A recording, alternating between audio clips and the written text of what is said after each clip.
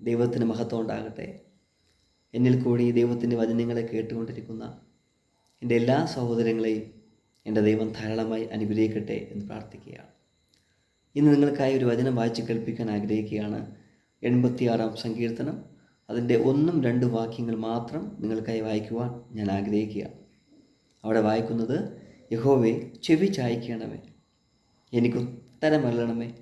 ഞാൻ എളിയവനും ദരിദ്രനുമാകുന്നു, എൻ്റെ പ്രാണനെ കാക്കണമേ. ഞാൻ അങ്ങയുടെ ഭക്തനാകുന്നു, എൻ്റെ ദൈവമേ, അങ്ങിൽ ആശ്രയിക്കുന്ന അടിയനെ രക്ഷിക്കണമേ എന്നവിടെ പറഞ്ഞിരിക്കുകയാണ്. അതിൻ്റെ തലക്കെട്ട് നോക്കുകയാണെങ്കിൽ ദാവീദിൻ്റെ ഒരു പ്രാർത്ഥന എന്നവിടെ കാണാൻ സാധിക്കുന്നു. ദാവീദ് ദൈവത്തോട് പ്രാർത്ഥിക്കുന്ന വാക്കുകളാണ് ഇവിടെ കാണാൻ സാധിക്കുന്നത്. യഹോവേ, ചെവി ചായ്ക്കണമേ എന്നവിടെ പറഞ്ഞിരിക്കുകയാണ്. 6-ാം സങ്കീർത്തനം നോക്കുകയാണെങ്കിൽ ദാവീദ് പറയുന്നു: യഹോവേ, എൻ്റെ വാക്കുകൾക്ക് ചെവി തരണമേ, എൻ്റെ ധ്യാനത്തെ ശ്രദ്ധിക്കണമേ. എൻ്റെ രാജാവും എൻ്റെ ദൈവമായുള്ളവേ, എൻ്റെ സങ്കടയാചന കേൾക്കണമേ. ദാവീദ് തൻ്റെ വിഷയങ്ങളെ ദൈവത്തോട് പ്രാർത്ഥിക്കുകയാണ്. ദൈവത്തോട് പറയുകയാണ്: കർത്താവേ, എൻ്റെ പ്രാർത്ഥന അങ്ങ് കേൾക്കണമേ, ചെവി ചായ്ക്കണമേ എന്ന് ദൈവത്തോട് പറഞ്ഞിരിക്കുകയാണ്. എൻ്റെ താഴോട്ട് വായിക്കുന്നത്: ഞാൻ എളിയവനും ദരിദ്രനുമാകുന്നു, എൻ്റെ പ്രാണനെ കാക്കണമേ. ഈ പറഞ്ഞിരിക്കുന്ന വ്യക്തി ഒരു ചില്ലറക്കാരനല്ല സഹോദരങ്ങളെ. ഒരു രാജ്യത്തെ നയിക്കുന്നൊരു രാജാവാണ് ഇവിടെ പറഞ്ഞിരിക്കുന്നത്. ഞാൻ എളിയവനും ദരിദ്രനുമാണെന്ന്. ധനവും മാനവും സമ്പത്തും എല്ലാം ഉള്ളൊരു കോടീശ്വരനായ വ്യക്തിയാണ് ദാവീദ്. ആ ദാവീദ് ദൈവത്തിൻ്റെ സന്നിധിയിൽ പ്രാർത്ഥിക്കുന്നത് ഇങ്ങനെയാണ്: ഞാൻ എളിയവനും ദരിദ്രനുമാകുന്നു.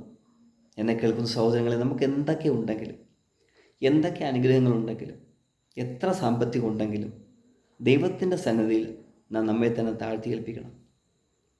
ദൈവം നമ്മളെ എത്രത്തോളം അനുഗ്രഹിക്കുമോ അത്രത്തോളം ദൈവസന്നിധിയിൽ നാം നമ്മെ തന്നെ താഴ്ത്തി ഏൽപ്പിക്കണം. അങ്ങനെ വരുമ്പോൾ നല്ല ജോലി ദൈവം നമുക്ക് തരും, നല്ല സാമ്പത്തിക ദൈവം നമുക്ക് തരും.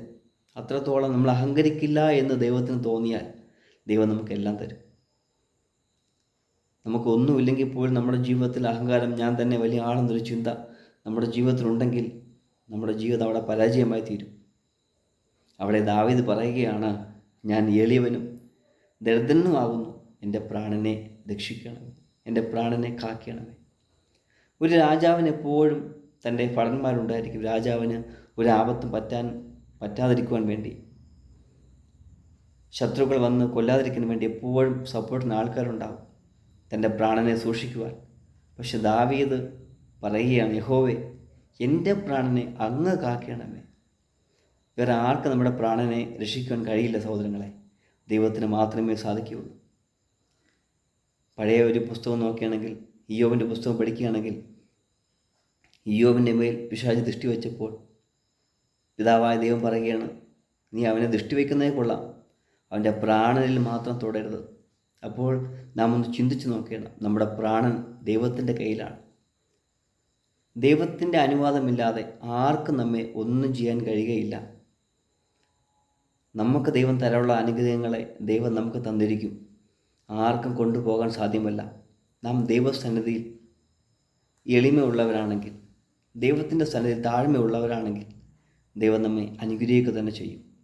നീതിമാൻ്റെ അവകാശത്തിന്മേൽ ദുഷ്ടൻ്റെ ചെങ്കോലിരിക്കയില്ല എന്ന് ദൈവത്തിൻ്റെ വചനം വായിക്കുകയാണ്. അതുകൊണ്ട് ദൈവം നിങ്ങൾക്ക് തരാൻ ആഗ്രഹിക്കുന്ന ഒരു നന്മകളും പിശാചിന് കൊണ്ടുപോകാൻ കഴിയുകയില്ല എന്ന് ഞാൻ പൂർണ്ണമായി വിശ്വസിക്കുകയാണ്. ദൈവത്തിൻ്റെ സന്നിധിയിൽ പ്രാർത്ഥിക്കുവാൻ തയ്യാറാണെങ്കിൽ, ദൈവത്തിൻ്റെ സന്നിധിയിൽ നാം താഴ്ത്തി കൊടുക്കുവാൻ, നമ്മുടെ ഹൃദയങ്ങളെ താഴ്ത്തി കൊടുക്കുവാൻ തയ്യാറാണെങ്കിൽ ദൈവം നിങ്ങളെ അനുഗ്രഹിക്കുക തന്നെ ചെയ്യും. എത്ര പ്രയാസങ്ങളായാലും ശരി, എത്ര പ്രതികൂലങ്ങൾ ഇപ്പോൾ എന്നെ കേൾക്കുന്ന നിങ്ങളുടെ ജീവിതത്തിലുണ്ടെങ്കിലും ശരി, ദൈവസന്നിധിയിൽ തന്നെ താഴ്ത്തിക്കൊട്, ദൈവം നിന്നെ അനുഗ്രഹിക്കും.